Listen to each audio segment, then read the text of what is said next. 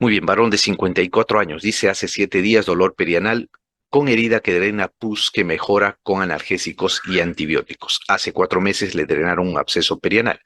Al examen en genu pectoral a horas 3 se encuentra un orificio con salida de secreción purulenta. ¿Cuál es el diagnóstico más probable? Fístula perianal, quiste pilonidal fistulizado, carcinoma anal o fisura anal. Muy bien. Este paciente dice 7 días de dolor perianal con herida que drena pus que mejora con analgésicos y antibióticos. No, podría ser un absceso, es probable, ¿no? Podría ser una fístula también, porque hemos dicho que la fístula, su síntoma característico fundamental es el drenaje de secreción purulenta, ¿no? Que puede ser no dolorosa incluso. Al examen dice en genu pectoral a horas 3 hay un orificio con salida de secreción purulenta. ¿Cuál es el diagnóstico más probable? Cuando hacen el examen de un paciente con una fístula perianal, lo que van a encontrar es cerca al orificio anal un orificio, ¿no? Como se ve acá en la figura, por el cual va a drenar pus. Toda fístula tiene un orificio secundario en la piel, un orificio primario en la mucosa anal y un conducto que es la fístula que va a unir ambos orificios. Y se menciona para su ubicación de acuerdo a las manecillas del reloj, como nos dice la pregunta. El otro antecedente súper importante que nos da la pregunta es el antecedente del absceso perianal. Todo absceso perianal, cuando es drenado, ¿no? Puede cursar y puede devenir en la formación de una fístula. Un absceso perianal suele ser la colección de pus que tiene comunicación con la mucosa del ano. Cuando se drena este absceso, sea quirúrgicamente o de manera espontánea, sale la pus que está coleccionada en el absceso y persiste la comunicación del absceso o lo que era el absceso con la mucosa del ano y se abre una comunicación en la piel. Esa comunicación madura y se produce la fístula, con un orificio primario, un orificio secundario y el conducto fibrótico que los une. Entonces recuerden que el absceso y la fístula, algunos lo consideran como una misma enfermedad. El absceso es la fase aguda y la fístula es la fase crónica. Entonces, el antecedente de haber tenido un absceso más la herida cerca al ano, por la cual drena secreción purulenta, nos hace el diagnóstico de fístula perianal. Muy bien, siguiente, varón de 42 años, hace 5 días tiene dolor intenso al defecar que persiste varias horas después. Presenta manchas rojo rutilantes al higienizarse. Al tacto rectal, el esfínter está hipertónico, no presenta masas. ¿Cuál es el diagnóstico más probable? Hemorroides trombosada, prolapso rectal, fisura anal o absceso perianal. Muy bien. Este paciente tiene dolor intenso al defecar que persiste varias horas después. Con eso es suficiente para pensar en una fisura anal. Además, nos mencionan que el esfínter está hipertónico. ¿Ok? Entonces calza pues con lo que mencionamos antes. La fisura anal, su característica es el dolor durante y después de haber defecado, más asociado a hipertonía del esfínter anal. Todo tiene el paciente, ¿no es cierto? ¿Cuál es el diagnóstico más favorable? Es una fisura anal. Recuerden, la fisura anal puede ser aguda o puede ser crónica. La aguda es aquella que tiene síntomas menor a 4 a 6 semanas. Y ahí el manejo es conservador. Calmar el dolor, evitar el estreñimiento y esperar que la fisura, que es una herida, ¿no? Que es un desgarro de la piel de la región mucocutánea, cicatrice. Ahora, si los síntomas persisten por más de 4 a 6 semanas, se considera una fisura anal crónica. La fisura anal crónica tiene como tratamiento la esfinterotomía lateral interna. ¿Ok? ¿Por qué se corta el esfínter? Porque está hipertónico, pues no. Y este esfínter hipertónico hace que el dolor persista y esa hipertonía del esfínter disminuye la circulación a nivel de la región perianal y predispone a que la fisura no cicatrice. Y por esa razón la esfinterotomía mejora el dolor, mejora la circulación y favorece la cicatrización. Entonces, el tratamiento de la fisura anal crónica, ojo, no se olviden, es la esfinterotomía lateral interna, o sea, se corta el esfínter interno, no el externo, porque si cortan el externo van a llevar indefectiblemente a incontinencia fecal grave. Se hace la esfinterotomía lateral interna. Siguiente, mujer de 30 años consulta por tumoración anal que aparece al pujar, antecedente de estreñimiento crónico. A la maniobra de Valsalva, protuye paquete hemorroidal y se retrae espontáneamente. ¿A qué grado corresponde la hemorroide? ¿Segundo, cuarto, tercero o primero? Muy bien, las hemorroides internas se caracterizan, como hemos mencionado antes, por la presencia de prolapso. Y el prolapso puede ser de 4 grados. El primer grado es aquel paciente con hemorroides que no prolapsan, no duelen, a lo más pueden sangrar. Puede haber sangrado esporádico. Normalmente estos son hallazgos al examen proctoscópico o endoscópico bajo cuando se hace debido a alguna otra patología.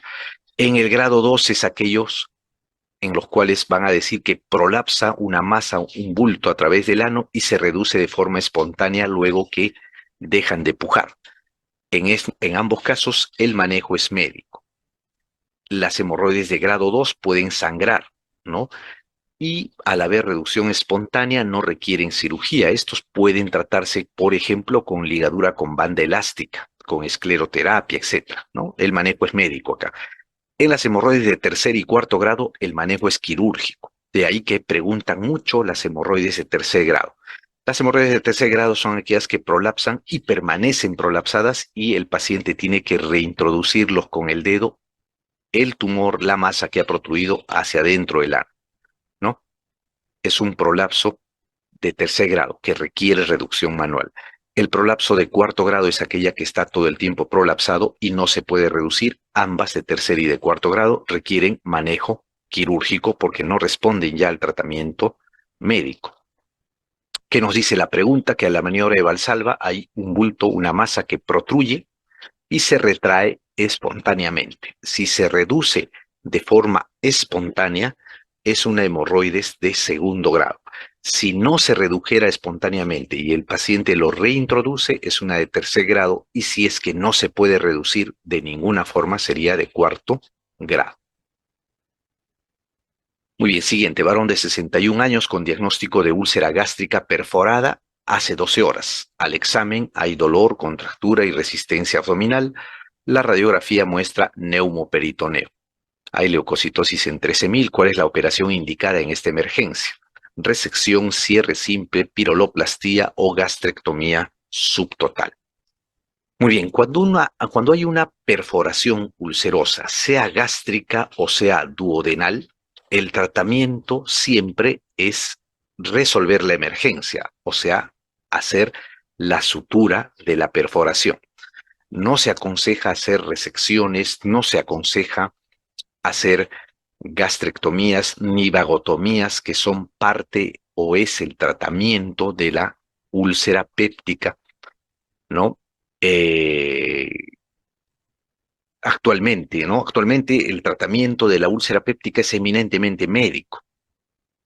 Casi el 100% de los pacientes van a responder de manera adecuada al tratamiento médico. Antes, hace muchas décadas, pues, cuando no se tenía, pues, el arsenal de los inhibidores de la bomba de protones, cuando no se tenía los protectores de la mucosa gástrica, cuando no se hablaba todavía del Helicobacter pylori, el tratamiento era casi siempre quirúrgico de la úlcera péptica. Actualmente no, más bien es médico, se tratan solamente las complicaciones. Y algunos pacientes en raras ocasiones que no responden al tratamiento médico, que son muy rebeldes al tratamiento conservador, van a cirugía, pero es rarísimo, ¿ok? Entonces, las complicaciones son perforación y sangrado, son las causas más frecuentes para entrar a cirugía, especialmente la perforación. Y cuando uno entra a resolver una perforación, sea duodenal o sea gástrica, por úlcera péptica, el tratamiento es la sutura de la perforación. Se puede hacer biopsias dependiendo si está en el estómago o en el duodeno. En el estómago se prefiere hacer biopsias, en el duodeno es mucho más difícil. pero lo importante es hacer la sutura, ¿no? Sea gástrica o sea duodenal, la rafía simple o la sutura es lo que se hace. En el duodeno hay veces no es posible suturar porque es muy grande la úlcera y lo que se puede hacer es colocar un parche de Graham también, es la segunda opción. El parche de Graham consiste en llevar el epiplón hacia el orificio ulceroso y sellarlo ahí, ¿no? A eso se llama el parche de Graham. Muy bien, pregunta 22. Varón de 20 años sufrió atropellos trasladado de emergencia. Al examen, presión 100/70, frecuencia cardíaca en 100, respiratoria en 34, temperatura en 36,5. Herida sangrante en cuero cabelludo, deformación del muslo derecho, Glasgow 10. En el ECOFAS no hay líquido libre. ¿Cuál es la primera medida a tomar? Despejar la vía aérea y proteger el cuello, colocar férula en miembro inferior derecho, proveer aporte de líquidos, detener la hemorragia y proveer aporte de líquidos, evaluar compromiso de la conciencia y colocar férula en miembro inferior derecho. Este es un paciente politraumatizado, pues, ¿no es cierto? Ha sufrido un accidente de tránsito.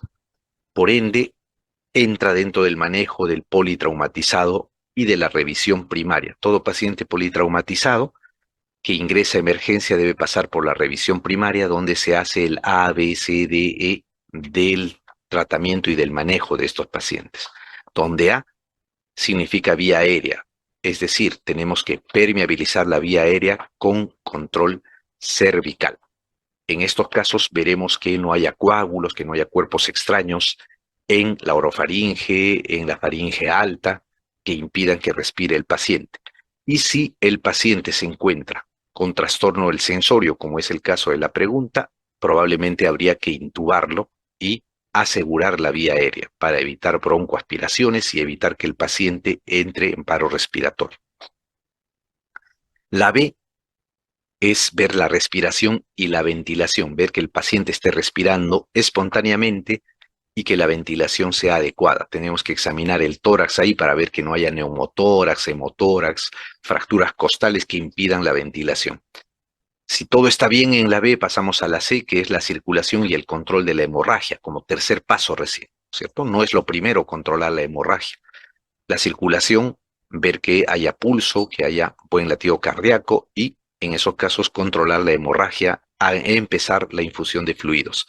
D es déficit neurológico, ver cómo está el estado de conciencia. Y la E es exponer al paciente, es retirarle toda la ropa para iniciar la revisión secundaria que consiste en un examen desde la cabeza hasta los pies. Entonces, siempre la primera medida a tomar en un politraumatizado es permeabilizar la vía aérea y hacer control cervical. La A es la respuesta ahí, ¿no es cierto? Despejar la vía aérea y proteger el cuello. Siguiente, varón de 50 años, víctima de agresión por arma blanca en región periumbilical, que ingresa a emergencia, estable sin signos peritoneales. No tiene leucocitosis. ¿Qué procedimiento inicial está indicado? Exploración de la herida, laparotomía exploradora, lavado peritoneal diagnóstico o radiografía simple del abdomen. Recuerden que los pacientes que tienen un trauma abdominal pueden ser contuso o puede ser abierto, cualquiera de los dos. En este caso, sospechamos de un trauma abdominal abierto por agresión por arma blanca, ¿no? Cuando tenemos un paciente agredido por arma blanca en el abdomen, lo primero que tenemos que ver es si es que es o no es un trauma abdominal. Para esto, lo primero es explorar la herida. Se pone anestesia, se explora la herida y se ve si es que ha perforado o no la aponeurosis. Si perfora la aponeurosis, consideramos que es una herida penetrante. Si no perfora, es una herida superficial y el paciente puede ser dado de alta después de haberse suturado la herida. ¿Ok? Si es penetrante, ¿no? Se trata como un trauma abdominal abierto. Y si hay dudas, irá pues a exámenes tomográficos, a la paroscopía, etc. El otro trauma abdominal abierto es por proyectil de arma de fuego. Estos pacientes deben ir a cirugía de inmediato, ¿no? No se aconseja esperar, hacer mayores exámenes, digamos, si es que es un trauma abdominal por proyectil de arma de fuego, deben ir a cirugía. Entonces la respuesta acá sería la A. explorar la herida. ¿Por qué? Porque hay un trauma en región periumbilical, ingresa a emergencia, está estable sin signos peritoneales. Entonces hay que revisar la herida para ver si es o no una herida penetrante.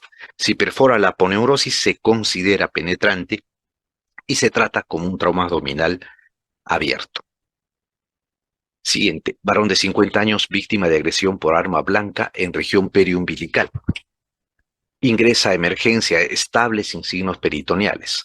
No hay leucocitosis. ¿Qué procedimiento inicial está indicado? Explorar la herida, laparotomía exploratoria, lavado peritoneal diagnóstico, radiografía simple de abdomen, ¿no? Eh, este paciente es, bueno, es la misma pregunta, la hemos visto ya. Aquí la primera indicación, lo primero que hay que hacer es la exploración de la herida, pues, ¿no es cierto? ¿Por qué? Porque podría ser solamente un traumatismo superficial. Siguiente, varón de 23 años, sufre impacto de bala en la región abdominal superior hace una hora. Al examen, su presión está en 100/60, frecuencia cardíaca en 110, luce quejumbroso y diaforético. Se observa orificio de entrada a nivel de mesogastrio. A la palpación tiene dolor abdominal difuso. ¿Cuál es la indicación correcta? La paratomía exploradora, observarlo por 12 horas, explorar la herida para extraer la bala o ecografía FAS. Como ya mencionamos, paciente con herida por proyectil de arma de fuego penetrante en el abdomen debe ir a cirugía, ¿no? Ahí no hay mucho que discutir, no hay mucho que pensar. Este paciente tiene o sufre un impacto de bala en la región abdominal superior hace una hora, ¿no? Usualmente están pues taquicárdicos, quejumbrosos, diaforéticos por la pérdida de sangre, por el reflejo vagal que produce este tipo de heridas, y por eso la laparotomía exploradora se debe hacer, ¿ok? Para fines del examen, todo paciente con herida por proyectil de arma de fuego en abdomen debe ir a cirugía. La respuesta ahí sería la A. Pregunta 26. Dice, chofer de 24 años es trasladado a emergencia porque hace una hora sufre accidente de tránsito. Se golpeó con el timón, el abdomen. Al examen, presión 110/70, frecuencia cardíaca 84, respiratoria 20. El abdomen está doloroso en epigastrio. La tomografía muestra hematoma en pared duodenal. ¿Cuál es la indicación inicial? ¿Qué es lo que deberíamos hacer con este paciente? Drenaje percutáneo, laparoscopía diagnóstica, observación continua o laparotomía exploratoria. Muy bien, estamos frente en este caso a un trauma abdominal contuso, ¿no es cierto? Un trauma abdominal contuso o cerrado, si quieren, donde a diferencia del trauma abdominal abierto, había que explorar la herida cuando era arma blanca, cuando era por proyectil de arma de fuego, era indicación de cirugía de frente, ¿no? Sin hacer mayores pasos. Pero respecto al trauma abdominal cerrado o contuso, lo que nos va a definir qué hacer con el paciente es ver si está estable o inestable. Depende de eso, qué cosa vamos a hacer con el paciente.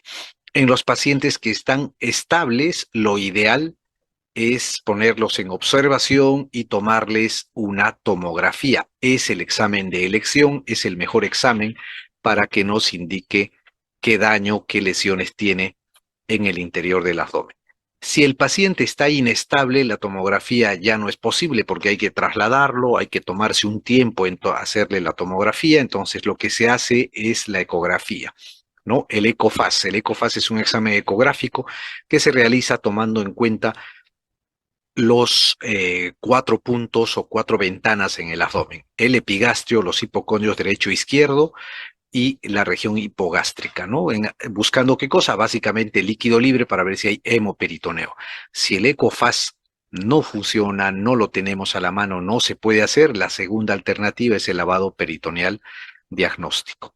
Al igual que en el paciente estable, si no contamos con tomografía, podemos tomarle una ecografía.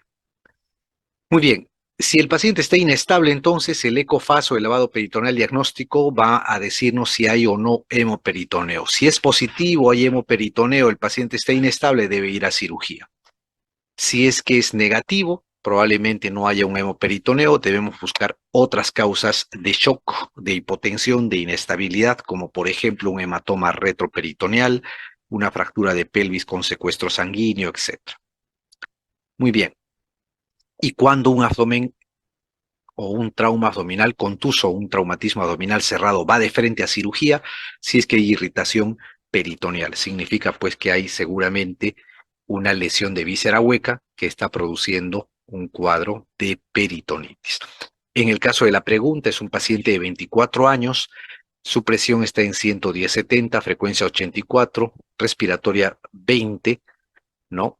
Y se encuentra pues estable, ¿no? El hematoma de pared duodenal se ve en la tomografía.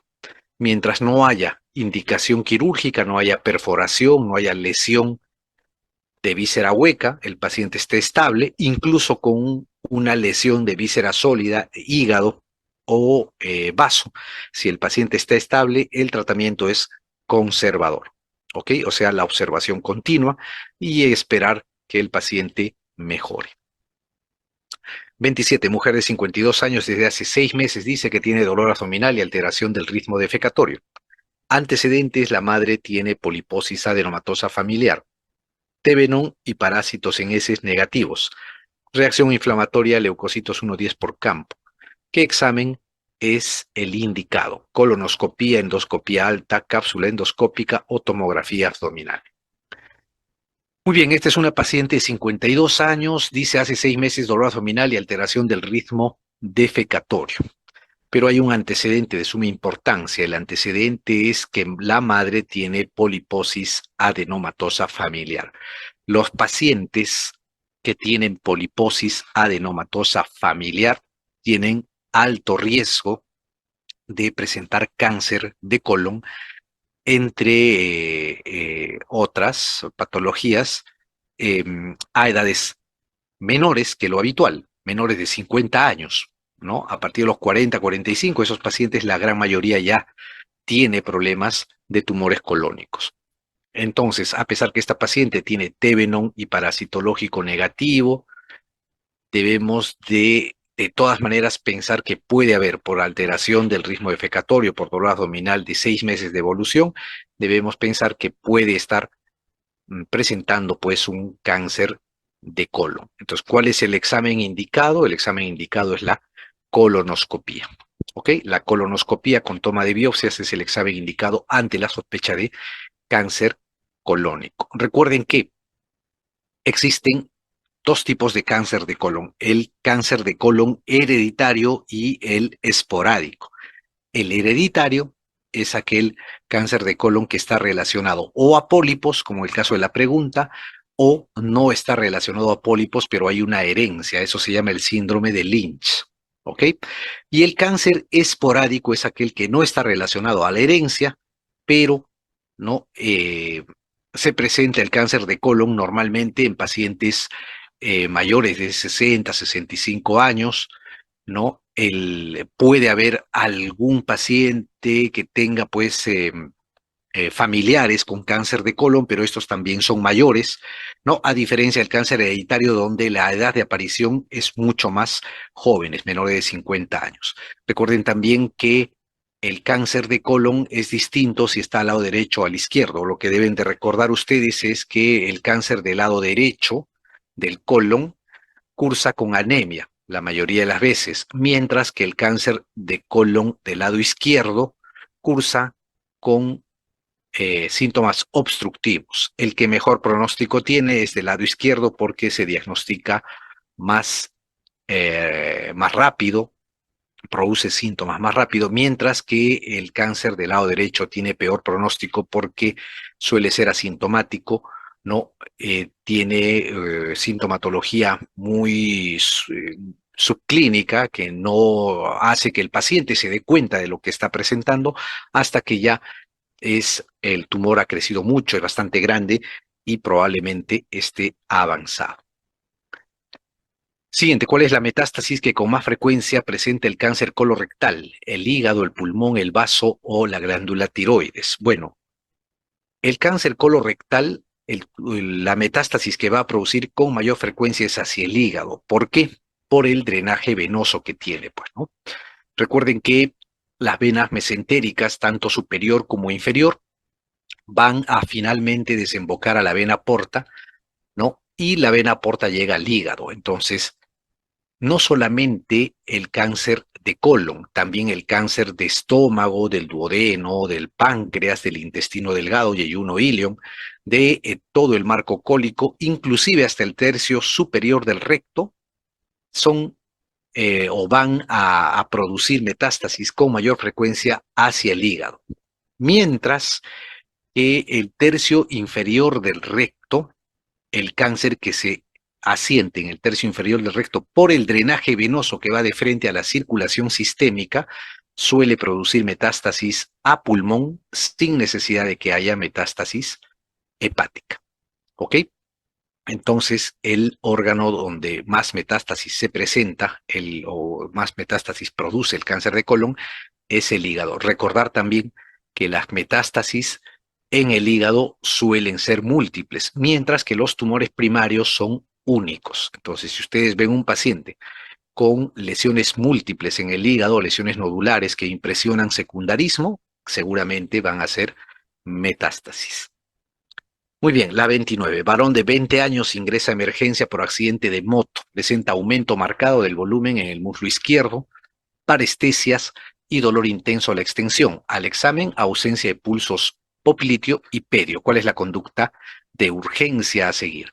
Fasciotomía, radiografía de muslo, inmovilización o ecografía Doppler.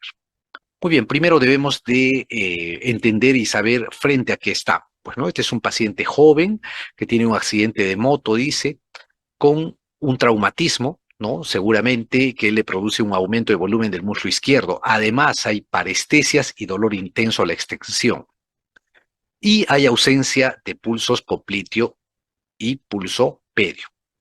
Recuerden ustedes que los traumatismos en los miembros, especialmente en los miembros inferiores, pueden cursar con un gran aumento de volumen, con un gran edema, donde puede existir un desbalance entre el contenido, los espacios musculares, osteomusculares, ¿no?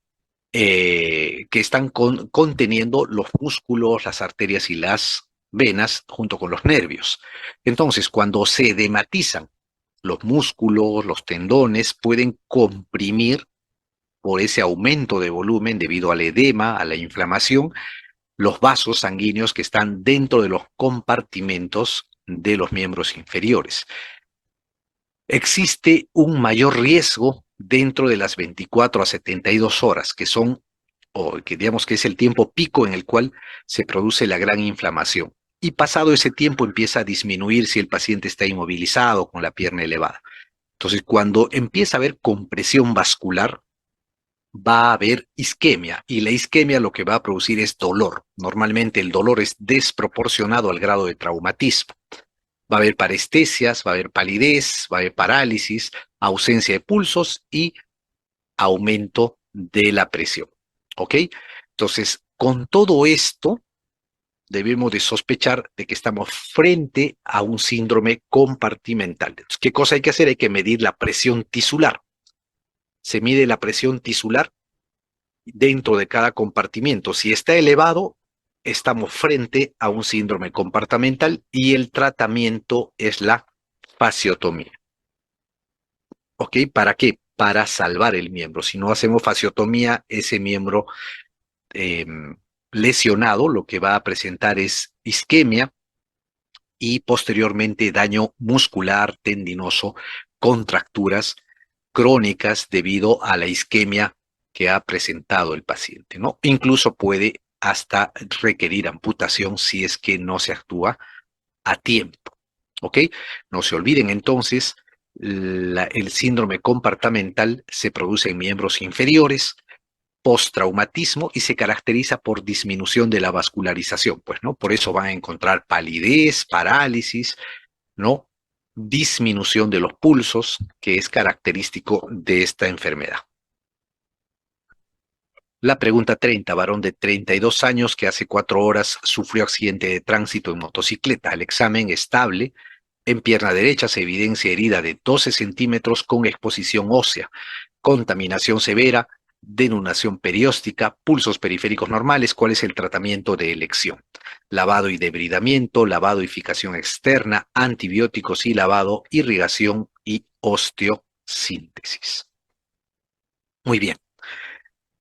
Recuerden ustedes que las fracturas se pueden dividir en dos tipos grandes, ¿no? En las fracturas abiertas y las fracturas cerradas. Cada una tiene distinto modo de abordaje.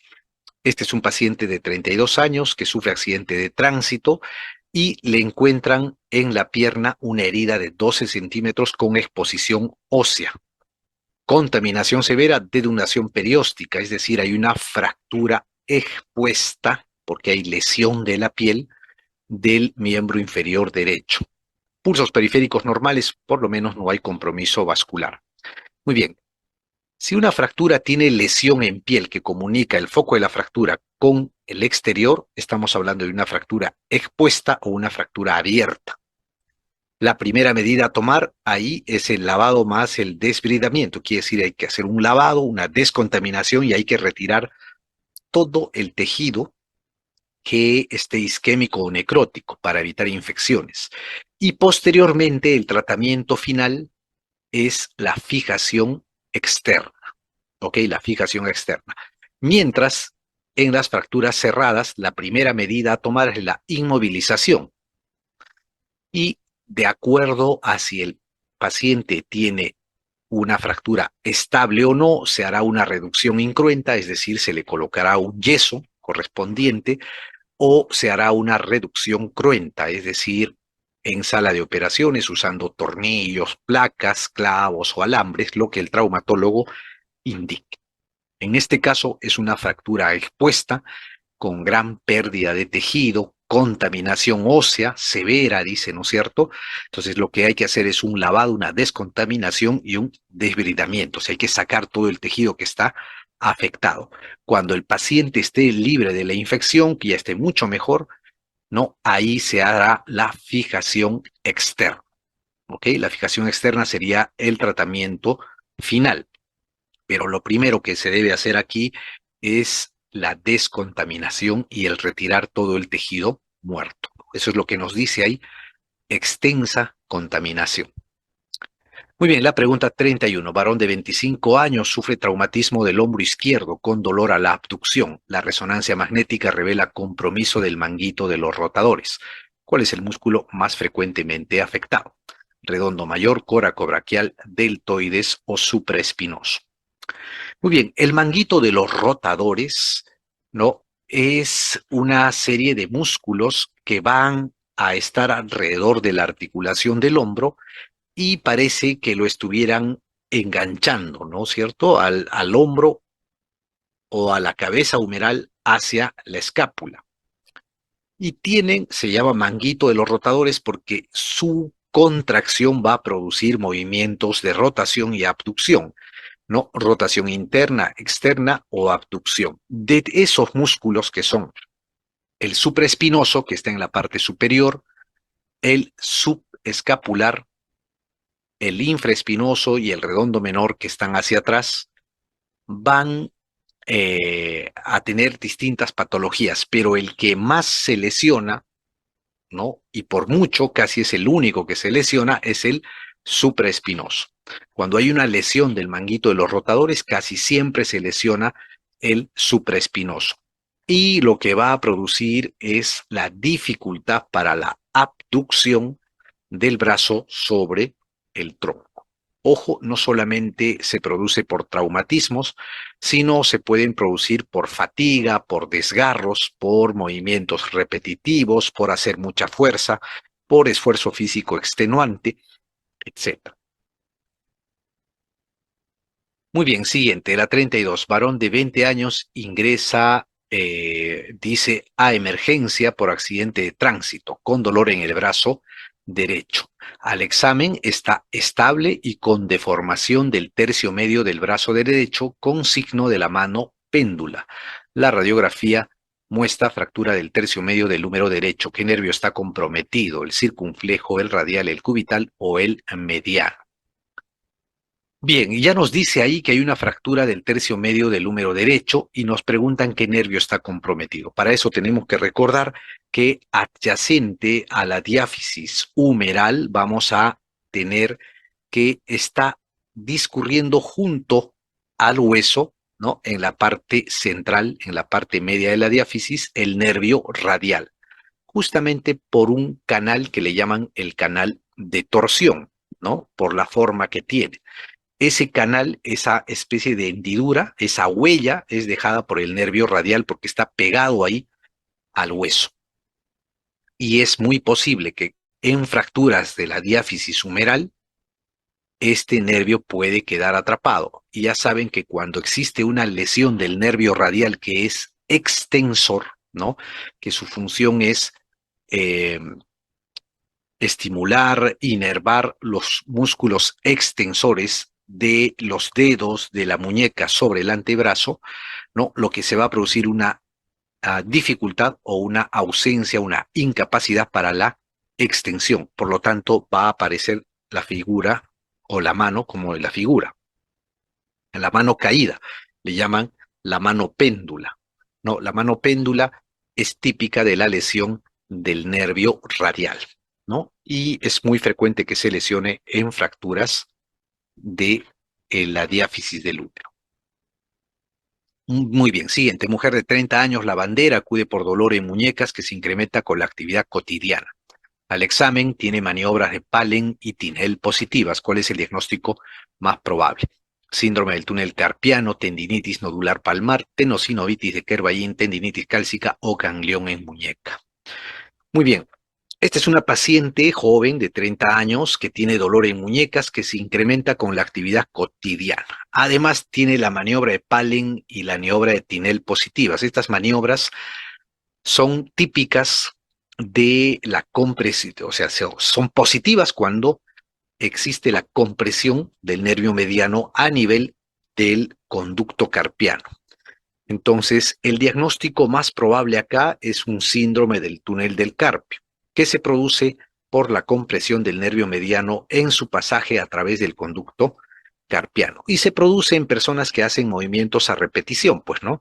Las lavanderas, los pacientes, las secretarias, por ejemplo, ¿no? Las personas que trabajan en manufactura, ¿no? Hay personas que se dedican a envasar de repente paquetes todo el tiempo, los mecánicos que hacen movimientos a repetición, etcétera. Todo paciente que haga movimientos a repetición, movimientos repetitivos, eventualmente incluso forzados, puede presentar esta lesión por inflamación de los tendones, de las bursas, de las fascias que están en el conducto carpiano, que al inflamarse, al edematizarse, comprimen pues el nervio mediano y va a producir debilidad, parestesias y las maniobras de Palen y de Tinel positivas. Muy bien, siguiente, varón de 32 años de edad que sufre caída con apoyo, dice, en la mano izquierda con hiperextensión de la muñeca. Al examen presenta dolor a la palpación en la tabaquera anatómica. ¿Cuál es el diagnóstico más probable? Luxación del semilunar, fractura del escafoides, fractura de la epífisis distal del cúbito o luxación del hueso ganchoso. Muy bien. Recordar que cuando existe un traumatismo sobre la mano, y el paciente después se queja de dolor intenso a la palpación en la tabaquera anatómica, debemos de sospechar de la lesión más frecuente de los huesos del carpo, que es la fractura del escafoides. ¿Ok? La fractura del escafoides se produce cuando una persona sufre pues una caída o sufre un traumatismo con la muñeca en extensión, ¿no? Como cuando uno se cae y se apoya, pues, ¿no? Con la palma de la mano para evitar golpearse. Entonces ahí la presión va a ir sobre el hueso escafoides. El hueso escafoides puede fracturarse y va a producir dolor intenso en la tabaquera anatómica. Recuerden que la tabaquera anatómica va a estar en la base del primer dedo. Okay, es un espacio triangular que cuando uno hiperextiende el pulgar, ¿no? Como en el, por ejemplo, el Facebook, ¿no? Hacen la manito, ¿no? De like. esa posición ponen ustedes la mano, lo que van a presentar, si son observadores, es un espacio triangular en la base del primer dedo.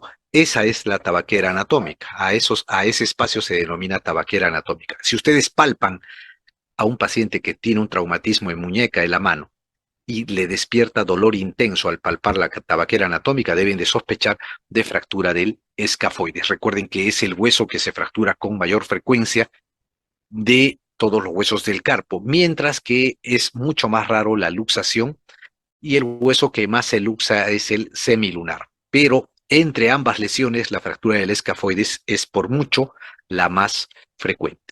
Que tienen que recordar también de la fractura del escafoides, que tiene la particularidad este hueso de por su circulación, cuando hay una fractura transversal, pueden cortarse, seccionarse los vasos nutricios y producir una necrosis aséptica del hueso escafoides, produciendo una enfermedad crónica posteriormente, ¿no? Entonces, no se olviden, el hueso que se fractura con más frecuencia de todos los huesos del carpo es el escafoides. Muy bien, la pregunta 35, diabética de 85 años, traída en camilla por caída, dolor intenso, incapacidad para movilizar la pierna derecha. Al examen, miembro inferior derecho acortado y con rotación externa. ¿Cuál es el diagnóstico presuntivo? Fractura de cadera, luxación de cadera, fractura de tibia o luxación de tobillo. Bien, cuando les hablen en alguna pregunta de traumatismos de la cadera, va a haber dos posibilidades: si el paciente es joven o el paciente es anciano. Para fines del examen, este algoritmo recuerda. Un paciente con traumatismo de cadera que sea anciano, casi con seguridad va a tener una fractura de cadera. Y es típico de los pacientes que se caen. Paciente anciano está caminando, se resbala, se cae y tiene después dificultad para la movilización del miembro correspondiente, impotencia funcional, y al examen va a haber acortamiento y rotación externa, que es la posición en la que suelen encontrarse estos pacientes. Entonces, a eso se llama una fractura de cadera. ¿Ok? En pacientes ancianos es típico. Y en pacientes jóvenes, normalmente se asocian a traumatismos de alta energía. Principalmente ha venido varias veces ese tipo de preguntas en pacientes que sufren accidentes de tránsito y están yendo como pilotos o copilotos de un automóvil, y al sufrir el impacto, por inercia, por reflejo, el paciente o la persona pues hiperextiende los miembros inferiores. Y al hiperextender, la presión o el golpe, el traumatismo, ¿no? La energía se traslada de la planta del pie hacia la cadera y suele aparecer una luxación de la cadera, siendo la más frecuente la luxación posterior. ¿Qué vamos a tener ahí? Va a haber un acortamiento, va a haber ya también rotación interna y va a haber aducción. ¿Ok? Esos son los dos o las dos lesiones más frecuentes en la cadera. Pues depende. En los ancianos es fractura y en los jóvenes la luxación, principalmente la luxación posterior. 36. Dice, chofer de 28 años que tras sufrir un accidente de tráfico con impacto frontal presenta deformidad del miembro inferior derecho en aducción y rotación interna de la cadera. ¿No? La manipulación le produce dolor intenso de la cadera. ¿Cuál es el diagnóstico más probable? Luxación coxofemoral anterior, fractura diaficiaria de fémur, luxación coxofemoral posterior o fractura subtrocantérica de fémur. Bueno, recuerden lo que habíamos hablado, ¿no es cierto? Los traumatismos en la cadera, si es anciano, se relacionan con fracturas; si son jóvenes, se relacionan con luxación. De las dos, ¿cuál es la luxación más frecuente? Es la luxación posterior. Y la luxación posterior es típica de los pacientes que sufren traumatismos de alta energía. Pues en cambio, la luxación anterior de la cadera es típico de los pacientes que sufren lesiones, pero no presentan, no tienen, eh, por ejemplo, no tienen mayor traumatismo como ocupantes de un vehículo, etcétera, sino lo que van a tener va a ser una lesión producto de alguna tracción, de algún movimiento, el cual no se puede, o el cual genera posiciones anómalas. ¿Ok? En este caso están hablando de un accidente de tránsito, entonces estamos hablando de una luxación coxofemoral posterior. ¿Ok? La luxación coxofemoral posterior, que si se fijan acá en la imagen, va a tener la posición púdica, ¿no? ¿Por qué? Porque va a haber acortamiento, va a haber rotación interna y va a haber flexión. Esa es la posición típica de la luxación posterior. Mientras que la luxación anterior va a ser la posición impúdica, o sea, va a estar en rotación externa, acortamiento y flexión. Muy bien, la 37, varón de 30 años sufre fractura del fémur derecho por un accidente en motocicleta. Luego de 3 días presenta confusión, disnea, erupción petequial en el pecho. Al examen pulmones normales, el AGA vamos a tener con una presión de oxígeno de 50, presión de anhídrido carbónico de CO2 de 28, pH 749. ¿Cuál es el diagnóstico más probable? Embolismo graso, contusión pulmonar, neumonitis química o osteomielitis estafilocócica. Bien, este es un paciente joven, ¿no es cierto?, que presenta una fractura de fémur derecho, dice, por accidente en motocicleta. Aparentemente estaría estable, pero luego de 3 días presenta confusión, disnea, erupción petequial en el pecho y compromiso pulmonar. ¿Ok? ¿Qué es lo que ha pasado acá? En los pacientes que tienen fracturas de los huesos largos, los huesos grandes y largos, es muy frecuente que estas fracturas causen cierto, primero, compromiso hemodinámico por el secuestro de sangre que tienen. Y el foco de fractura, al ser tan grande, ¿no? Y los vasos que están vascularizando, tanto arteriales como venosos, al ser tan grandes, van a tener contacto con el foco de fractura. ¿Y qué es lo que pasa? Se ha visto que en muchas ocasiones eh, fragmentos de tejido graso, ¿no?, pasan a la circulación y producen un embolismo. A eso se llama la embolia grasa. La embolia grasa, cuando es masiva, pues puede ser incluso mortal.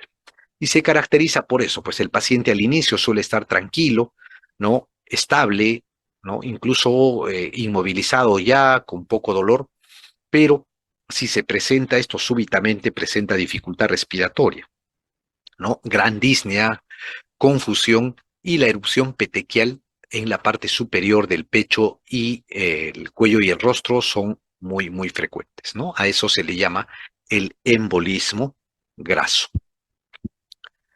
Siguiente, ¿cuál es la principal arteria implicada en la hemorragia nasal posterior, también conocida como la arteria del rinólogo? La vidiana, la esfenopalatina, la etmoidal anterior, la alveolar inferior o la facial. Muy bien, recuerden que existe para la circulación, para la vascularización del tabique nasal, dos zonas que están vascularizadas. La parte anterior por un plexo que se llama el plexo de Kieselbach, que va a estar en la parte más anterior del tabique nasal. Y en la parte posterior vamos a tener las arterias o las ramas de las arterias o de la arteria esfenopalatina, ¿ok? Que es la que está implicada en la hemorragia nasal posterior, ¿no? En la epístasis posterior. Entonces ahí la respuesta sería la B. Recuerden también que las epístasis se clasifican en dos debido a esa vascularización que tienen. La epístasis anterior, que es mucho más frecuente, pero es mucho más fácil de controlar también, donde el sangrado proviene del plexo de Kieselbach, mientras que la posterior proviene de ramas de la arteria esfenopalatina. Cuando hay una hemorragia anterior, una epístasis anterior, lo primero que hay que hacer es la compresión digital. Hay que comprimir, ¿no?, la zona donde está el sangrado. Si eso no basta, se puede poner hemostáticos locales y finalmente el taponamiento anterior. Sacado o retirado el taponamiento anterior, se puede hacer la cauterización. Recuerden también, esto han preguntado ya alguna vez, que la causa principal de epístasis anterior es el traumatismo nasal. Principalmente en niños es muy frecuente por el hurgarse con el dedo las fosas nasales y se produce en esos casos una lesión del plexo de Kieselbach, inadvertida por cierto, que produce sangrado, ¿no? Mientras las epíxtasis posteriores que provienen el sangrado ahí de la arteria o de las ramas de la arteria esfenopalatina son mucho más difíciles de controlar y en estos no funciona nada de lo anterior, de lo que hemos mencionado, y deben ir de frente a taponamiento posterior, ¿ok? Porque el sangrado es mucho más abundante y además muy difícil de controlar. Muy bien, siguiente. Recién nacido masculino, dice, presenta respiración quejumbrosa, retracciones intercostales, disnea y cianosis. Al examen hay disminución del murmullo vesicular en hemitórax izquierdo. Ruidos cardíacos se auscultan en el hemitórax derecho. El abdomen es escafoide. ¿Cuál es el diagnóstico? Hernia diafragmática, quiste broncogénico, teratoma quístico o neumotórax. Atención. No, recuerden que este paciente, ¿no?, presenta disnea y cianosis, ¿no?, inmediatamente cuando nace, ¿no? Y además es importante esto, que hay disminución del murmullo vesicular en el lado izquierdo y los ruidos cardíacos están desplazados al lado contralateral. El abdomen está excavado. Eso es típico de la hernia diafragmática. En la hernia diafragmática congénita vamos a tener un defecto en el diafragma a través del cual las vísceras del abdomen pueden pasar al hemitórax izquierdo y comprimir el pulmón izquierdo e incluso desplazar el mediastino y el corazón hacia el lado contralateral. Entonces, la característica es que estos pacientes van a tener dificultad respiratoria precoz. ¿Por qué? Porque el pulmón afectado del lado izquierdo suele estar hipoplásico, suele ser pequeño y no funciona, no es útil para la hematosis.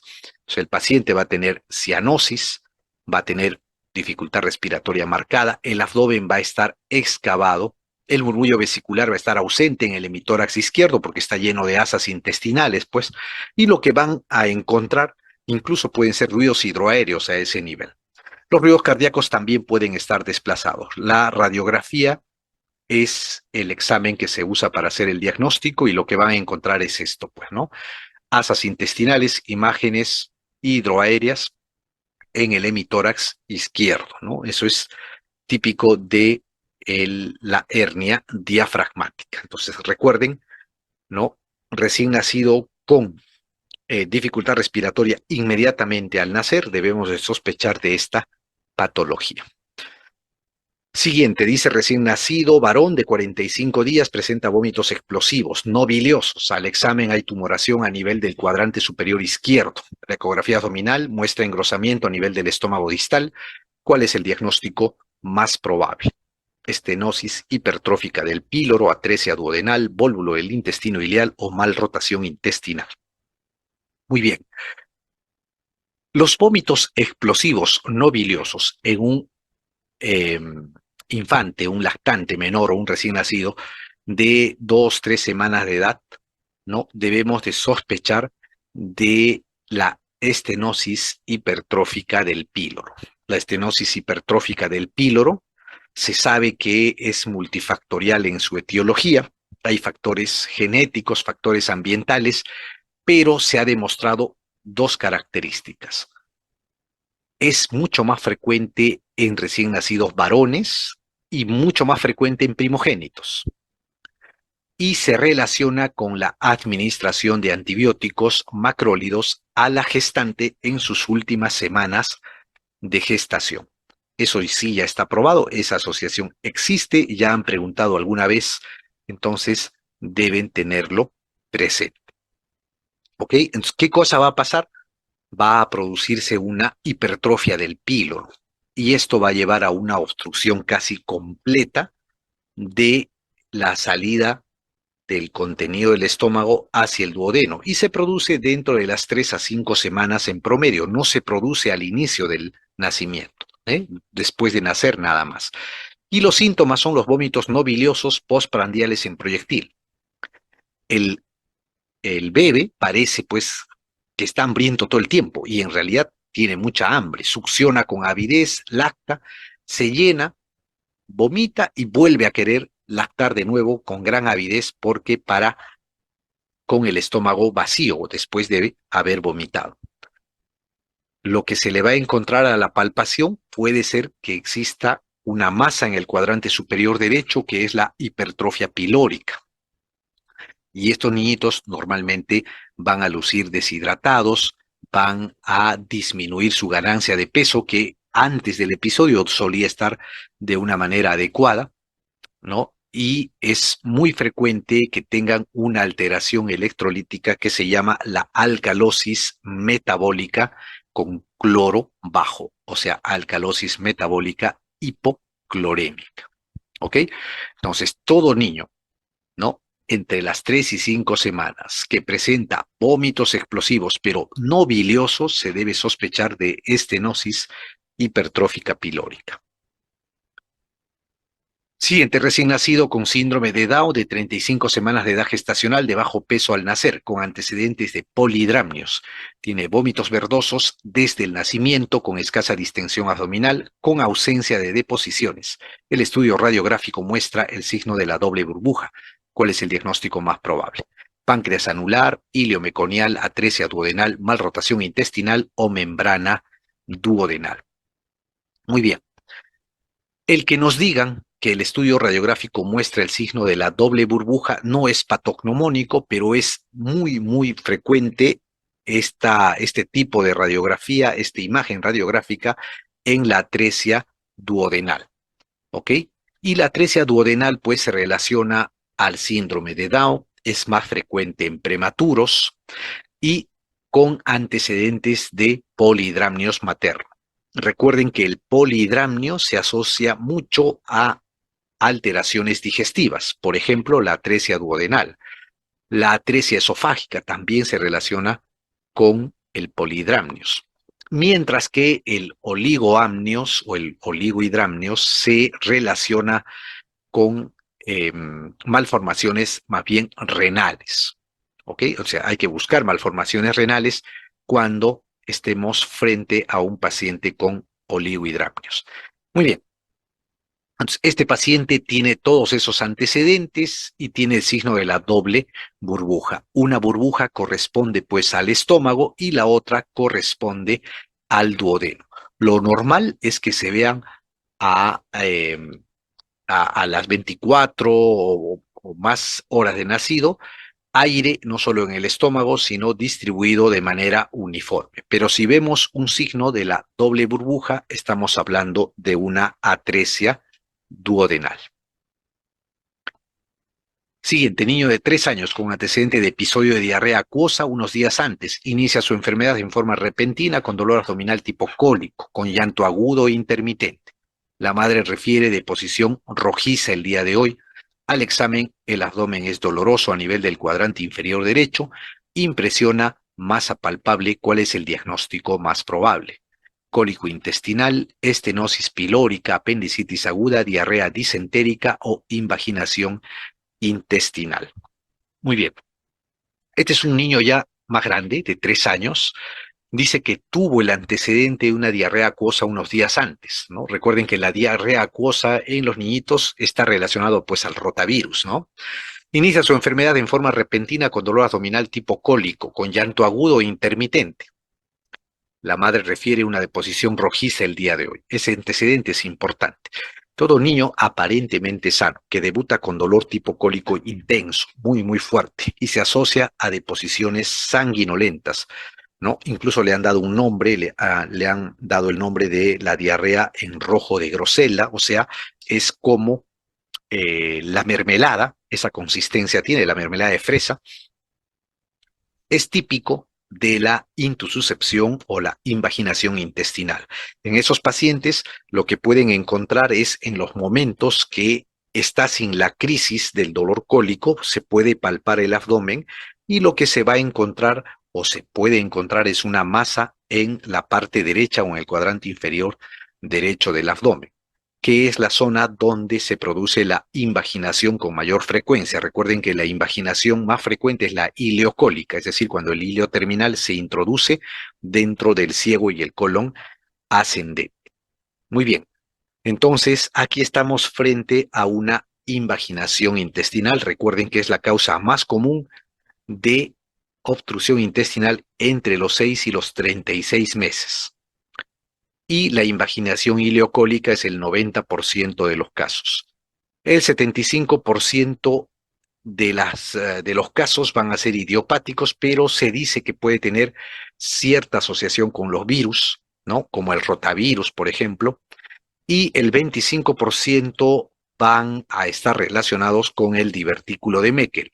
Principalmente este 25% relacionado al divertículo de Meckel tiene pues relación con los pacientes que hacen invaginación a repetición, ¿no? Invaginación a repetición en forma recurrente. Si un niño es su segundo o su tercer episodio, ¿no? De invaginación, casi con seguridad debe haber un divertículo de Meckel y debemos de pensar en la cirugía.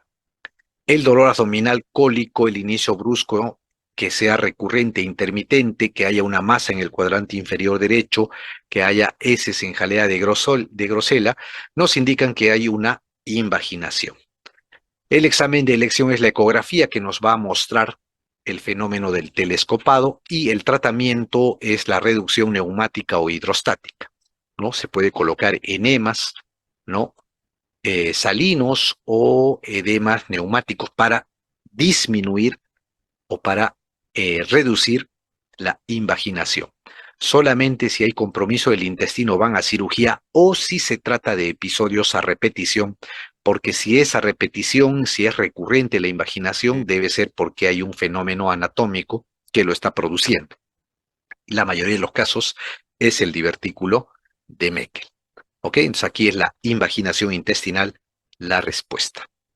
Siguiente pregunta. Paciente acude por presentar una quemadura producida por líquido caliente en el muslo, dolorosa, eritematosa y con ampollas. ¿A qué grado de quemadura corresponde? Segundo grado profundo, primer grado, tercer grado, segundo grado superficial o cuarto grado. Muy bien. Los pacientes que tienen quemaduras en la piel van a presentar principalmente tres tipos de quemadura. La quemadura de primer grado es aquella que afecta solo la epidermis y va a ser ese paciente que viene con enrojecimiento de la piel y nada más. La quemadura de segundo grado puede ser superficial y profunda. En la quemadura de segundo grado lo que va a haber es ampollas, como en el caso de la pregunta, dice que hay ampollas, es de segundo grado. Puede ser superficial o profunda. La superficial es aquella que el fondo va a estar eritematoso. Y en la profunda, el fondo, el lecho de la herida, de la ampolla, va a ser pálido. Aquí nos dicen que hay eritema, ¿no es cierto? Si hay eritema, es una quemadura de segundo grado superficial. Si nos dijeran que está pálido el lecho, sería una de segundo grado profundo. Y la quemadura de tercer grado se caracteriza porque no hay dolor. No hay dolor debido a que se lesionan y se destruyen las terminaciones sensitivas pues, de la piel, ¿no? Por ende, ya no va a haber dolor en la quemadura de tercer grado, mientras en las quemaduras de primer y de segundo grado el dolor suele ser intenso. Siguiente, varón de 20 años que presenta quemadura en cara anterior del tronco, en el miembro superior derecho y ambas caras, o sea, en el miembro superior derecho, ambas caras, ambos lados, y en la mano. ¿Cuál es el porcentaje de extensión según la regla de los 9? 27, 45, 18 o 36%. Bien, recuerden que según la regla de los 9, la cabeza y el cuello representan un 9% en el adulto. El tronco anterior es un 18%, el tronco posterior 18%, la extremidad superior 18% cada una, la extremidad inferior eh, el 36% ambas y el área genital 1%. Sumado todo nos hace un 100%. En el niño, a diferencia del adulto, la superficie corporal de la cabeza es mucho mayor que la del adulto y por eso esta abarca 18%. ¿En desmedro de quién? De los miembros inferiores, ¿no? Los miembros inferiores en el adulto es 18% cada uno, mientras que en el lactante, el niño pequeño, es 14%. Muy bien, ¿qué nos dice la pregunta? Varón de 20 años, estamos frente a un adulto. Presenta quemadura en cara anterior del tronco, ¿no? Todo el tronco anterior es 18%. Recuerden, el tronco posterior es otro 18%. Entonces estamos frente a un paciente que tiene una quemadura en la cara anterior del tronco, 18% ahí va. Miembro superior derecho, ambas caras. Entonces, el miembro superior derecho, ambas caras será 9%, ¿no es cierto? En total. Y además, la mano. ¿Cuál es el porcentaje de extensión de la quemadura según la regla de los 9? Entonces, sumaremos 18% del tronco, más lo que queda, que es el 9% del miembro superior derecho. Ambas caras, dice, ¿no es cierto? Ambas caras. Entonces estaremos frente a un 27%, ¿ok? A un 27% de superficie corporal quemada. Siguiente pregunta, varón de 24 años sufre trauma cráneoencefálico. Llega a la emergencia donde es evaluado en shock trauma. Abre los ojos al llamado, mueve la extremidad a la orden del examinador, no hay relajación de esfínteres y tiene un patrón verbal confuso. La apertura ocular es al llamado. ¿Cuál es el Glasgow? 10, 11, 12, 13 o 14. Bueno, para esto tenemos que recordar la escala de coma de Glasgow, que tiene tres respuestas: la respuesta motora, la respuesta verbal y la respuesta ocular. ¿Ok? La escala de Glasgow va del 1, perdón, cada uno de las áreas, ¿no? De las respuestas van del 1 al 4 o del 1 al 5 en el caso de la verbal, o del 1 al 6 en el caso de la respuesta motora. Y la escala de Glasgow en total puede ir de los 3 puntos como mínimo hasta los 15 puntos como máximo. Siempre se debe tomar en cuenta la mejor respuesta, ¿ok? Si es que hay alguna lateralidad, siempre se toma en cuenta la mejor respuesta. Por ejemplo, hay un paciente que de repente en el lado derecho, ustedes le dicen levante la mano y no levanta el lado derecho, pues, pero el lado izquierdo sí puede hacerlo. Se toma en cuenta esa respuesta, la mejor respuesta, ¿ok? Muy bien. En este caso, ¿qué nos dice? Es un paciente que llega con trauma encefálico, pero abre los ojos al llamado, o sea, abre los ojos a la orden verbal, ¿no? Eso es 3 puntos. No hay relajación de esfínteres y tiene un patrón verbal confuso, nos dice. O sea, la respuesta verbal no está orientado, sino está confuso, ¿ok? Entonces va a tener 4 puntos ahí. Serían 7 puntos, ¿no? Además dice que mueve la extremidad a la orden del examinador. ¿Ok? Le dicen que levante la mano y lo hace. Mueva el pie y mueve el pie correspondiente. O sea, obedece órdenes, quiere decir que tiene ahí 6 puntos. En total vamos a tener un paciente que tiene 13 puntos, ¿no? Se suma la respuesta ocular, se suma la respuesta verbal y se suma también la respuesta motora. ¿Ok? Respuesta verbal, respuesta ocular y respuesta motora nos hace un total de 13 puntos. Recuerden que siempre se toma en cuenta la mejor respuesta. Siguiente, varón de 60 años, sufre accidente de tránsito hace 6 horas, llega con Glasgow 10, tiene tomografía cerebral que se ve en la imagen. ¿Cuál es su diagnóstico? Fractura de base de cráneo, hematoma epidural, hematoma intracerebral o hematoma subdural. Muy bien. Recuerden que hay 2 tipos de hematomas intracraneales que ustedes deben de recordar. El hematoma epidural, que va a presentarse como una lente biconvexa o de forma biconvexa, y el hematoma subdural, que tiene forma de semiluna. El hematoma epidural es un hematoma propio del desgarro arterial debido a su asociación con fracturas en la calota craneal, justo en la zona parietotemporal donde pasan arterias o ramas de la arteria meningia media. y cuando se fracturan, se desgarran por lesiones óseas, producen pues hematomas epidurales. Mientras que los hematomas subdurales son típicos del desgarro venoso, de las lesiones venosas, y tienen forma semilunar. ¿Ok? Si se fijan en la tomografía, esta imagen es como una masa, una imagen biconvexa, con desplazamiento de la línea media inclusive, ¿no? Entonces estamos frente a un hematoma epidural. ¿Ok? La respuesta ahí es la B. Siguiente, mujer de 50 años, dice hipermétrope que desde hace 24 horas refiere cefalea, dolor ocular en el ojo derecho, visión borrosa. Además, al examen le encuentran midriasis media reflexica derecha y enrojecimiento conjuntival. ¿Cuál es el diagnóstico probable? Glaucoma agudo, uveitis aguda anterior, conjuntivitis aguda, desprendimiento de retina o dacriocistitis aguda. Muy bien. Esta es una mujer de 50 años, dice hipermétrope, desde hace 24 horas refiere cefalea, dolor ocular en el ojo derecho. Todo paciente al cual ustedes o en la pregunta les indiquen que hay dolor ocular, lo primero que deben de pensar es en glaucoma. ¿Ok? Además, les hablan de visión borrosa, le encuentran midriasis media reflexica derecha y enrojecimiento conjuntival.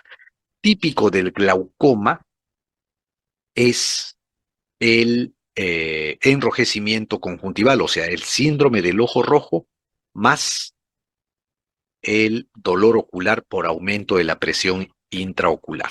¿Ok? A eso se le llama el glaucoma agudo. Recuerden que existen dos tipos de glaucoma, el glaucoma, perdón, eh, de ángulo cerrado o glaucoma agudo y el glaucoma de ángulo abierto o el glaucoma crónico. Nos preguntan en este caso sobre el glaucoma de ángulo agudo o cerrado. Es el más raro, es súbito y produce dolor, mientras el crónico, que es el más común, es asintomático. Uno no se da cuenta, el paciente no se da cuenta que tiene glaucoma hasta que empieza a perder la visión primero periférica y luego central.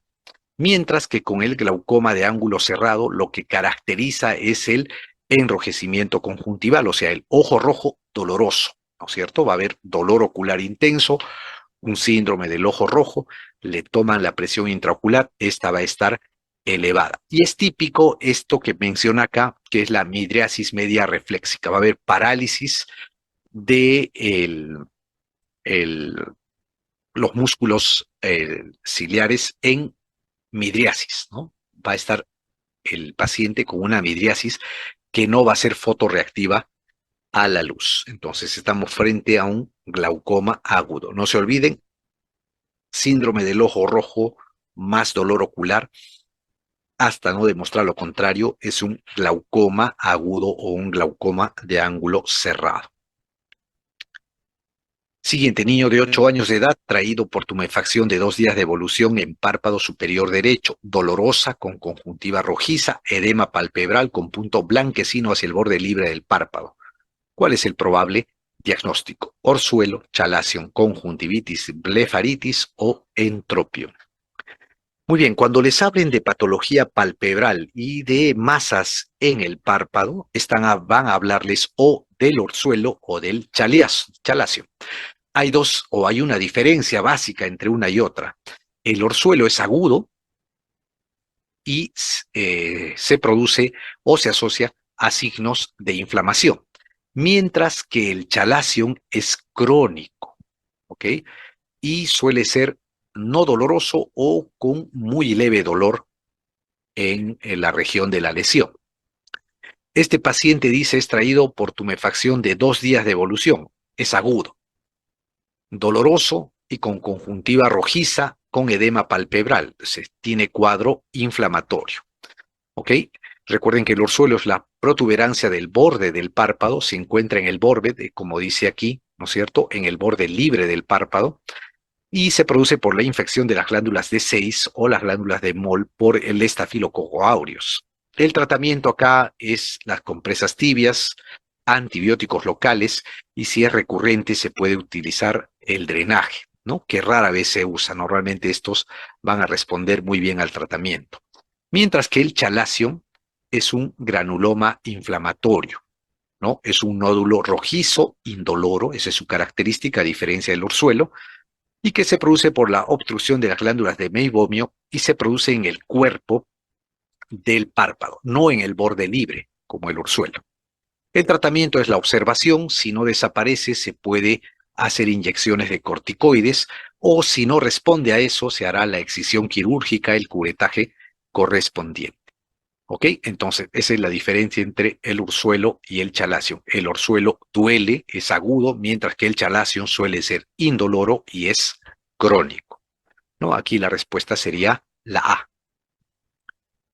Siguiente varón de 22 años acude por presentar ojo rojo y lagrimeo. Al examen hay hemorragias conjuntivales en ambos ojos y opacidades epiteliales corneales redondeadas centrales. Ganglio linfático solitario preauricular doloroso. ¿Cuál es el agente causante de esta patología? Adenovirus, clamidia, herpes o varicela. Muy bien. Cuando nos hablan del síndrome del ojo rojo y no está asociado a dolor, ya no debemos de pensar en glaucoma, sino más bien en conjuntivitis. Y hay tres tipos de conjuntivitis que les podrían preguntar. Para fines del examen, acuérdense que hay la bacteriana, la viral y la alérgica. La bacteriana es producida por el estafilococo dorado y esta es la clave para responder las preguntas. La secreción ocular en la bacteriana es purulenta o mucopurulenta, mientras que la viral es producida por el adenovirus y va a ser la secreción acuosa, a diferencia de la purulenta o mucopurulenta de la bacteriana. Y la alérgica va a estar relacionado con las estaciones, por ejemplo, en primavera, con el contacto a alergenos. La secreción puede ser acuosa o puede ser mucosa, pero el prurito en la conjuntivitis alérgica es intenso. Esa es su característica. También recordar que en la conjuntivitis viral, que es producida por el adenovirus, tiene la característica de que presenta una adenopatía que suele ser o suele encontrarse delante de el pabellón auricular, o sea, es decir, en la región preauricular, como lo menciona la pregunta. Ganglio que no está presente ni en la bacteriana ni en la alérgica, pues. Entonces, este es un paciente varón de 22 años, acude por presentar ojo rojo y lagrimeo, dice. Al examen, hemorragias conjuntivales en ambos ojos, opacidades epiteliales corneales redondeadas y centrales. Hasta ahí no nos mencionan que haya drenaje o secreción mucopurulenta, ¿no es cierto?, que aleja la posibilidad de la conjuntivitis bacteriana. Y sí nos dice que hay un ganglio linfático solitario preauricular doloroso, por lo que vamos a sostener que esta es una conjuntivitis viral, ¿ok? Y el agente causal más frecuente es el adenovirus. Han preguntado alguna vez también, no se olviden, cuál es el agente causal más frecuente de la conjuntivitis. En general es el estafilococo aureus. También han preguntado cuál es el agente causal más frecuente de la conjuntivitis bacteriana. Con mayor razón, la respuesta es el estafilococo aureus. Muy bien, 50. Varón de 15 años refiere dolor testicular derecho de 6 horas de evolución, antecedente de testículo retráctil del mismo lado. Al examen físico destaca discreta horizontalización del testículo derecho y reflejo cremastérico ausente. ¿Cuál es el diagnóstico más probable? Hidrocele testicular, epididimitis aguda, torsión testicular o quiste del epididim. Muy bien, cuando les hablan de escroto agudo, ¿no es cierto? Del escroto agudo hay dos posibilidades grandes. Una es la torsión testicular y la otra es la orquitis. La orquitis o la orcoepididimitis es más frecuente en pacientes adultos, mientras que en jóvenes, especialmente preadolescentes o adolescentes, es más frecuente la torsión testicular. Recuerden que el testículo, al estar en la bolsa escrotal, va a estar sostenido por el cordón espermático que viene desde la región inguinal.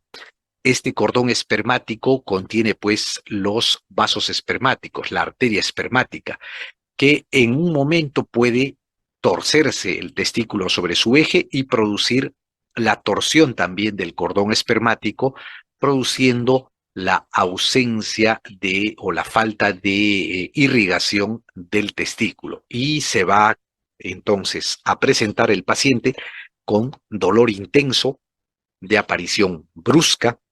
Usualmente acá no dice la pregunta, pero suele estar asociado a movimientos bruscos, ejercicio físico intenso previo a la aparición del dolor. ¿Ok?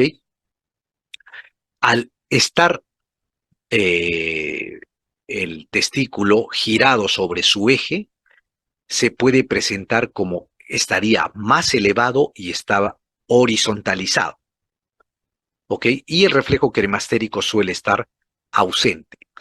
Entonces, en esos casos vamos a sospechar pues de torsión testicular. ¿Qué les podrían preguntar también de torsión testicular? ¿Qué vamos a hacer para hacer el diagnóstico? El diagnóstico se confirma con el ecodoppler. El ecodoppler nos va a decir que hay la torsión, nos va a indicar incluso dónde está el nudo de la torsión testicular y que el testículo está sin vascularización. También nos pueden preguntar qué actitud debemos tomar o en un paciente que tiene torsión testicular. Lo que se debe hacer es la cirugía y la fijación testicular. Si se hace la cirugía antes de las 6 horas, probablemente el testículo se va a salvar, pero si pasan las 6 horas o más, casi con seguridad vamos a tener que hacer solamente la orquiectomía, ¿no? Vamos a retirar el testículo porque vamos a encontrarlo necrosado, ¿ok? Y también otro punto que deben de recordar es que la fijación o la orquidopexia, la fijación del testículo se debe hacer bilateral, o sea, de ambos lados. No se hace de un solo lado porque el otro testículo tiene también alto riesgo de torcerse en un futuro. Siguiente, varón de 18 años, dice, acuchillado en región infraclavicular derecha, presenta disnea súbita, dolor torácico derecho. Al examen su presión está en 80/40, frecuencia cardíaca en 110, hay ingurgitación yugular positiva, el tórax es asimétrico, con el hemitórax derecho timpánico, con el murmullo vesicular ausente. ¿Cuál es el diagnóstico probable? Efisema subcutáneo, neumotórax, atención, derrame pleural o hemotórax derecho. Muy bien. Cuando nos hablan de traumatismo torácico, ¿no es cierto? Debemos de pensar en principalmente dos patologías que son las más frecuentes: neumotórax o hemotórax. Y si es un traumatismo torácico en la región precordial, también debemos de poner en la balanza si estamos frente a un taponamiento cardíaco o no. Muy bien. En este caso, dice que el paciente sufre lesión infraclavicular derecha y presenta disnea súbita, dolor torácico derecho, ¿no? El dolor en punta de costado, por ejemplo, es típico del dolor pleural. Hay hipotensión, frecuencia cardíaca elevada, ingurgitación yugular en el hemitórax derecho donde está la lesión, hay timpanismo y murmullo vesicular ausente. Quiere decir que no hay pulmón y está reemplazando ese pulmón por aire. Entonces, ¿qué cosa van a encontrar?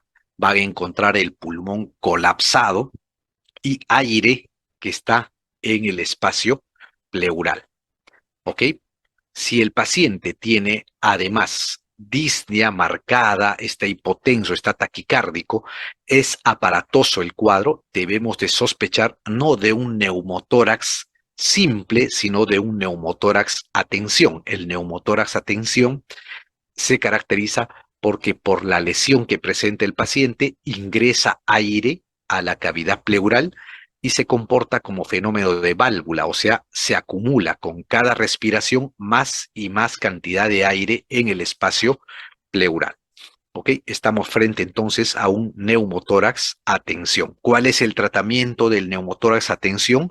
Ojo, no hay que esperar o no se debe esperar la radiografía, sino con la sospecha que se da debido a que hay hipersonoridad a la percusión, o sea, hay timpanismo, hay murmullo vesicular ausente y el paciente está muy disneico, debemos hacer la descompresión del hemitórax correspondiente. Se debe introducir una aguja de gran calibre o un abocat de gran calibre de 12 o 14 para hacer que el aire salga por esa aguja, ese abocat, y mejore la ventilación del paciente. El aire que está a presión va a salir y va a sentir mejoría el paciente y les va a dar la oportunidad de colocarle un tubo de drenaje torácico, que es el tratamiento muchas veces definitivo. Siguiente paciente, varón de 35 años que es asaltado y presenta herida, dice contuso cortante en hemitórax derecho, es diagnosticado de hemotórax, colocándole tubo de drenaje torácico. Se le drena al inicio 1800 centímetros cúbicos de sangre y hasta las 3 horas siguientes 900 centímetros. ¿Cuál es la conducta a seguir? Toracotomía más clampaje, observación, transfusión de paquete globular, toracotomía de emergencia o pleurodesis. Como les mencioné, cuando hay un traumatismo torácico se puede dividir en dos grandes grupos, lo más frecuente. Neumotórax, dentro de los cuales el más grave es el neumotórax a tensión, como hemos visto en la pregunta anterior, y hemotórax. El hemotórax es la presencia de sangre en la cavidad pleural. ¿Ok? Entonces, si nosotros tenemos un paciente que tiene sangre en la cavidad pleural, ya no va a haber timpanismo a la percusión, sino va a haber sonido mate. Y cuanto más grande sea el hemotórax, más volumen de sangre va a contener. Y si este es un gran volumen, el paciente va a, a ingresar a la emergencia en shock hipovolémico. Entonces, el hemotórax, así como hay un neumotórax a tensión, existe lo que llamamos un hemotórax masivo. Es cuando el paciente tiene un hemotórax, pero este es de tal magnitud que lleva al paciente a presentar hipotensión y a presentar shock. Entonces, este paciente va a cursar con un gran secuestro de sangre en el pulmón. Si ustedes a un paciente con hemotórax colocan el tubo de drenaje y sale más de 1500 centímetros de sangre en una primera instancia, o en las horas siguientes más de 250 centímetros cúbicos por hora, se debe pensar en toracotomía de emergencia porque este paciente probablemente no va a parar su sangrado. Entonces, el tratamiento inicial, porque está en shock el paciente, es la restitución del volumen, ¿no? Hay que hidratar, hay que tratarlo como un shock hipovolémico, colocar un tubo de drenaje y ver cuánto ha drenado. Si sale más de 1500 centímetros de inmediato, dentro de la primera, segunda hora del traumatismo, es indicación de toracotomía. Si el drenaje continuo es mayor de 200 mililitros por hora por 2 a 4 horas o más, es indicativo de cirugía. O si sigue inestable o si requiere transfusiones a repetición, pues, ¿no? Entonces, han preguntado también sobre el manejo del hemotórax, especialmente del hemotórax masivo, y cuándo requiere cirugía. No se olviden, más de 1500 y más de 200, alguna literatura considera 250 centímetros cúbicos por hora durante las siguientes 2 a 3 horas. Siguiente, varón de 21 años, después de agresión con arma blanca, presenta una herida punzopenetrante en el quinto espacio intercostal anterior izquierdo, con disnea y palidez. Al examen físico, presión 80/60, está ansioso, tiene ingurgitación yugular y tiene ruidos cardíacos disminuidos en intensidad. ¿Cuál es el diagnóstico probable? Neumotórax, neumomediastino, hemotórax, taponamiento cardíaco o hernia diafragmática. Muy bien, este es un paciente de 21 años que después de la agresión con arma blanca presenta una herida punzopenetrante en el quinto espacio intercostal anterior izquierdo, es decir, en la región precordial. Y tiene disnea y palidez. Está hipotenso, tiene ingurgitación yugular y ruidos cardíacos disminuidos en intensidad. ¿Ok? Esa triada de hipotensión, ruidos cardíacos disminuidos e ingurgitación yugular es la famosa triada de Beck del taponamiento cardíaco, ¿no? Recuerden que el taponamiento cardíaco se produce por la acumulación de sangre en el espacio pericárdico, lo que conlleva compresión de las cavidades cardíacas, lo que lleva a que la sangre pase con mucha dificultad de las venas a las aurículas y haya un aumento de la presión venosa, lo que se traduce en una ingurgitación yugular.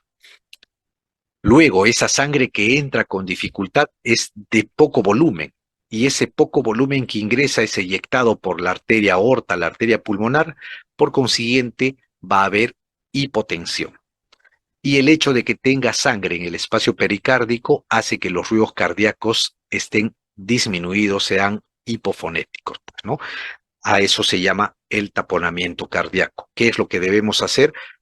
En pacientes que tienen taponamiento cardíaco, lo que debemos hacer es hacer la pericardiocentesis. Consiste en la punción del espacio pericárdico con una aguja gruesa y aspirar la sangre. Se ingresa con un ángulo de 45 grados con dirección al hombro izquierdo, aspirando hasta llegar al espacio pericárdico y sacar la mayor cantidad de sangre que se pueda para tratar de mejorar la estabilidad del paciente y dar tiempo a que pueda llegar a sala de operaciones. ¿Ok? Entonces aquí la respuesta es el taponamiento cardíaco porque tiene pues la triada de Beck. Hipotensión, ingurgitación yugular y ruidos cardíacos disminuidos. Muy bien, doctores, se les agradece su atención. Les deseamos mucha suerte en el examen del domingo que se avecina y seguramente van a tener un gran éxito, ¿no? Esperemos que esta clase les haya servido y les sea útil en el momento del examen, ¿no? Tengan ustedes buenas noches. Muchas gracias por su atención. Muchas gracias a todos los conectados. Gracias, doctor Carlos Martínez.